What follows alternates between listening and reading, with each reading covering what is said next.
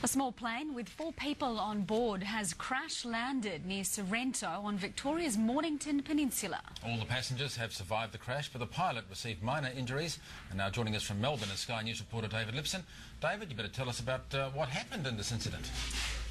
Well, good afternoon. This was meant to be a joy flight organised for one of the female passengers for her birthday. She's in her 40s.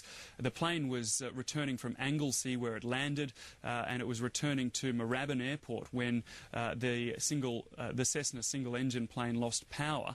The pilot of the plane, who's in his 30s, tried to land the aircraft on Sorrento Golf Course, but on the way down he clipped power lines, ended up on Hotham Road, about 400 metres west of the roundabout with Melbourne Road. Now, the plane broke apart into several pieces and caught alight, but quite extraordinarily, all 4 on board were relatively uninjured. One of the men, who's in his 50s, was unconscious when the plane landed, but he did regain consciousness. All 4 have been taken to 2 hospitals, Rosebud Hospital, 2 of them, and 2 others taken to Frankston Hospital, but they are all okay.